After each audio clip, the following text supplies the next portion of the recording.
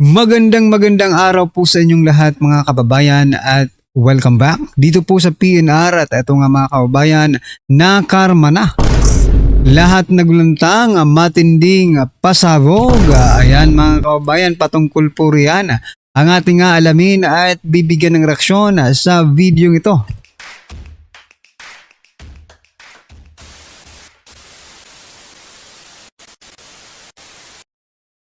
So yan mga kababayan, pasadahan muna natin itong mga nagte-trending na mga balita, no? Mga post sa social media.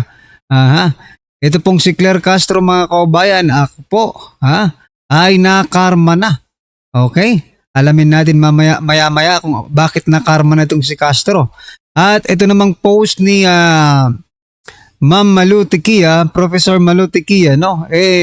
Nako. Baka daw babae po ang susunod na maging Senate President. Aba, yan po mga kababayan, no? Pero bago po natin simulan yan, palike naman po at pasubscribe mga kababayan. At eto nga, simulan po natin dito kay Yusek Claire Castro mga kababayan.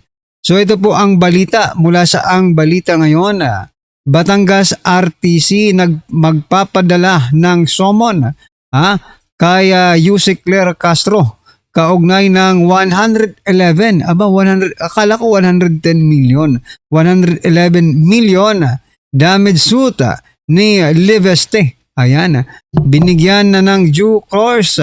Teka lang Binigyan na ng due course ng Regional Trial Court RTC Branch 11 ng Sabalayan, Batangas ang 111 million civil case for damages na inihain ni Congressman Leandro Antonio Legarda Liveste laban kay Claire Castro, kasalukuyang Undersecretary ng Presidential Communications. Ayan. Nako po, bigla ko lang naisip, no? Kasi may stress rin itong si Castro dito kay Congressman Liveste. Bigla ko lang pong naisip mga kababayan, baka biglang magkaroon din po ito ng diverticulitis. Di ba? Sabi po kasi nila, ito ang cause, no? Ang cause po ng diverticulitis, yung sakit po ng pangulo, ay stress. Mula sa stress at sa pagtanda. Medyo matanda-tanda na rin itong si Claire Castro. At baka ma-stress siya dito. Kaya Congressman Leandro Liveste. Ayan. Wag naman sana, no? Wag naman sana magkaroon ng diverticulitis itong si Yusek Claire Castro. Ayan. Ano po ang inyong masasabi dyan mga kababayan? Just comment down below. Teka nga, magbasa nga tayo ng ilang komento ng ating mga kababayan. Ayon po dito kay Sil. The end is near, ante. Nako. Auntie, be afraid. Auntie, be afraid. Be very afraid. Ayan. Senator, Congressman. Anong senator? Congressman pa ito. Congressman Leandro Liveste, salute. Ayan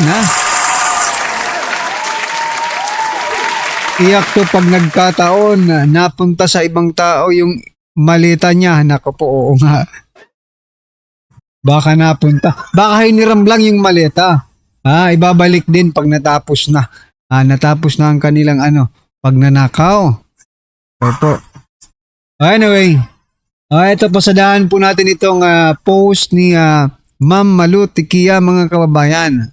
Sabi niya po kasi dito ni Professor Malu Tikia. Sabi niya, will we have a first female Senate President soon? Aba, babae raw ang posibleng maging Senate President, mga kababayan. Sino kaya? Sino namang babae? Sabi dito sa komento, wag lang daw si Risa Hontiveros. Sino bang mga babae diyan? Okay, si Senator Loren Legarda. Okay? Senator Pia Cayetano. Senator yung Villar, di ba? Sino tong Villar na ito na isa? Yung babae, yung kapatid ni Mark Villar, okay? Cynthia Villar, ano nila yun Nanay nila yun. Sino ba ito? Basta yung isang senador na bilyar. Okay? Sino pa? Si Risa Hontiveros, pero Ekes, no? Ekes na po si Risa Hontiveros, canceled, okay? Sino pa? Si Senator Amy Marcos, mga kababayan. Pwedeng maging Senate President si Senator Amy Marcos, mga kababayan. Ha? So yan, mga kababayan, pumili na kayo kung sino po ang gusto nyong babaeng. Okay? Babaeng susunod, first female, no? Unang babaeng Senate President, mga kababayan, pumili na kayo. Wag lang si Risa Hontiveros. Ayan. So, bago po natin i-play yung ating main video, mga kababayan, pag-usapan muna natin itong si Senate President Tito Soto. Total, napapag-usapan po dito ang Senate President. Alam niyo ba kasi, mga kababayan, nitong mga huling araw, puro kapalpakan po ang ginagawa ni Senate President Soto, no? Una po yung ano bang ginawa niya, ha? Ginawa niya po yung yung persona non grata, ha? Persona non grata yung ambassador yata ng kung hindi ambassador, diplomat, no? Ng China, okay? Yung pang-una. Yung pangalawa naman po ay ang hindi niya pagtanggap sa desisyon ng Korte Suprema patungkol po dito kay Vice President Sara Duterte, di ba? Yung impeachment, hindi niya tinanggap yung naging desisyon ng Korte Suprema, mga kababayan. Tapos naisip kong bigla, parang hindi lang yan ang kanyang mga kapalpakang sinasabi, no? Kasi maging yung Cabral Files, mga kababayan, sinasabi niya ring walang kwenta. Ito, panoorin po natin ito, mga kababayan. Just throwback, mga kababayan. Kasi gusto ko lang pong ipakita that Senator Soto, no, is consistent siya. Consistent po sa pagsasalita ng mga mga alanganin, no? Ito, pakinggan po natin to. Doon sa tinatawag na Cabral Files, alam mo, napapakamatao ng ulo dun. Kasi kung pag-usapan nila, parang napakahalaga ng listahan. Listahan lang yun. Parang listahan lang sa kanto yun. Mas mahalaga sa tinatawag nila Cabral Files o Cabral List. DBM Files. Yun ang pinakamahalaga. Hindi ka pagpasaya ng panahon yun. Doon sa tinatawag na Cabral Files, alam mo, napapakamatao. Ulitin lang natin, ha? Kasi kung pag-usapan nila, parang napakahalaga ng listahan. Bakit? Hindi ba mahalaga yung Cabral Files? Di ba? Hindi ba mahalaga yung Cabral Files, mga kababayan? I think mahalaga rin po ang Cabral Files, no? Kasi hindi mai-stress si late Yusek Catalina Cabral, no? Tama ba? Diba? Si Cabral. Hindi po siya mai-stress ng ganun kung hindi po importante yung mga nandyan sa files na yan, no? Bakit pa ayaw ni SP Soto na mailabas itong Cabral Files na ito, no? Marahil ay meron po silang tinatago diyan sa Cabral Files na yan, no, mga kababayan. So, well, anyway, matagal ko na rin naman sinasabi na etong Cabral Files na ito ay kumalat na ito sa kanila. Meron na po silang mga hawak dito, no? Nag-aalangan nga lang sila na ilabas yan, mga kababayan, kasi wala pong Duterte na nandoon sa listahan na yan.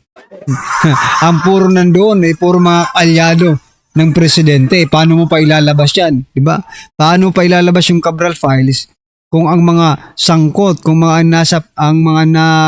nasa loob ng Cabral Files ay puro kaalyado, no, ng presidente? Di baling huwag pag-usapan yan. Diba? Kaya nga sabi ni Soto, basura, no? Yung context niya ng pagsasalita niya, parang basura yung Cabral Files, wag niyo nang pagtuunan ng pansin. Sayang lang ang oras, di ba? Anyway, ano po ang inyong masasabi dyan, mga kababayan? Just comment down below. Ayan, maraming salamat po, mga kababayan. At eto, simulan po natin ang bigyan ng reaksyon. Ang video ito, sabi dito, mga kababayan, PBBM nakapag-isip ng tama. Aba, ngayon lang. Soto, Trililing at Hontiveros pinaiyak. Aba, ito, pakinggan po natin to, mga kababayan. Pasok. Kahapon, Maraming nag-iyakan ng mga yawa, mga kababayan, dahil sa pagbasura sa impeachment complaint laban kay BP Inday Sara. Maraming nagyaw-yaw. Nadismaya sa naging desisyon ng Korte Suprema dahil hindi kinatigan ang impeachment complaint laban kay BP Inday Sara. Kine-question nila ang Korte Suprema. Binabaliwala nila ang kapangyarihan ng Korte Suprema na tila bagay mas magaling at mas matalino pa sila.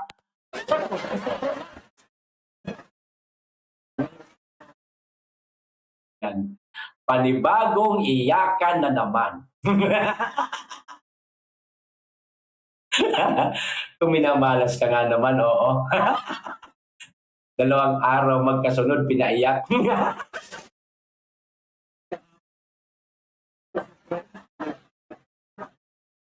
Etong araw na ito, aba, mismong si Bongbong Marcos bangag na ang nagpaiyak sa mga yawa, mga kababayan.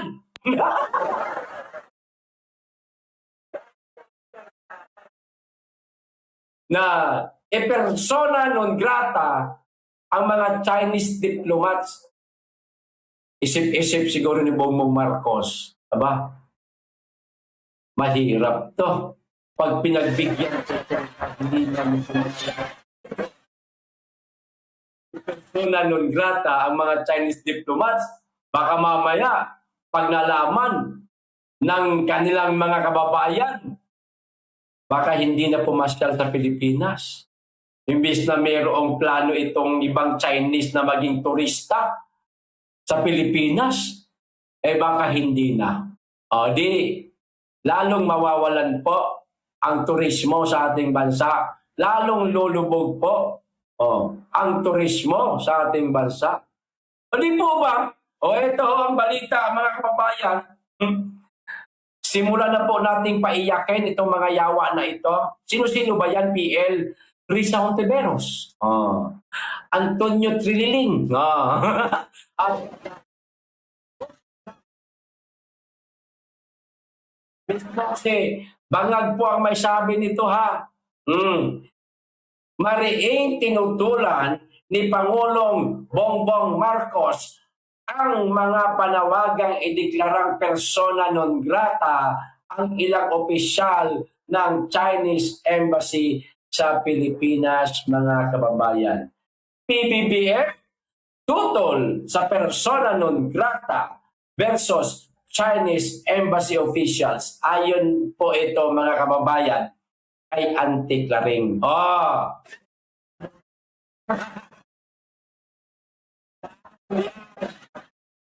Si Bongbong Marcos na mismo ang tumututol sa panawagan ninyo na persona non grata itong mga Chinese diplomat na ito. Tatawagin nyo na bang pro-China si Marcos? Ha?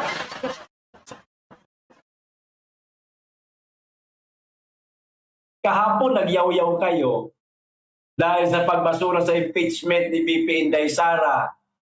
Hahamunin namin kayo. Ngayon kayo magyaw-yaw. Kahapon, nagyaw-yaw kayo sa Korte Suprema. O ngayon, yaw-yawan nyo si Bongbong Marcos.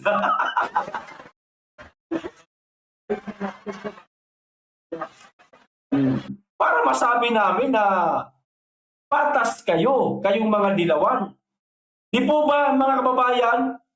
Pagka mga DDS kinukundina, ang ginagawang mali ng administrasyong Marcos at ni Marcos, nagagalit kayo sa mga DDS. Ngayon, kayo na ang sinaktan ni Bongbong Marcos. Nanahimik na lang. Gusto namin ngayon marinig kung paano ninyo yaw-yawan si Bongbong Marcos. Hala, sige, dali, dampot ng cellphone, mag-video, ayan. Tama naman mga kababayan, di ba? For example, kampo ni Duterte po ang nagsalita, no? Ng ganyan, no, sa China, for example. Okay, wag natin paalisin dito ang Chinese embassy sa Pilipinas. Nako, itong mga dilawan, pinklawan, mag-iingay yan agad mga kababayan, no? Mag-iingay yan, hindi nila tatanggapin yan kasi Duterte po ang nagsalita. O bakit ngayon? Si President Bongbong Marcos mismo ang nagsalita. Ha? Hindi pwede yung persona non grata ninyo. Ha? Abuso na kayo, kumbaga, di ba? O bakit hindi niyo tirahin? Bakit hindi niyo banatan? President Bongbong Marcos Jr., pro-China ka na ba? Ganun. Di ba? Banatan nyo. Ipagtanggol nyo ang Pilipinas. Mahal natin ang Pilipinas. Mahal nyo ang Pilipinas. Di ba? Mahal nyo ang Pilipinas o mahal nyo ang mga sarili personal interest ninyo. Ha? Ganoon naman talaga eh. Ang nakikita ko dito sa kanila, puro personal na interest po. Pag nagsasalita, hindi sinasama sa kanilang pagsasalita yung taong bayan, no? Na sila po ay mga representante lang naman ng taong bayan. Wala kayo dyan sa pwesto ninyo kung hindi dahil sa taong bayan. Tapos pag magdesisyon kayo, mga personal interest lang, hindi kasama ang taong bayan. Nako po, delikado po yan mga kababayan dahil pwede po tayong ibenta, no? Pwede po tayong i-buy and sell. Anong buy and sell? Hindi tayo produkto Hindi, pwede talaga tayong ipagkanulo ng mga hinayupak na ito eh. Kasi mga personal interest lang ang mga alam ng mga mga kababayan. Anyway, ano po ang inyong opinion, reaction patungkol po dito mga kababayan? Just comment down below. Ayan, maraming salamat po. Please don't forget to like and subscribe. Maraming salamat.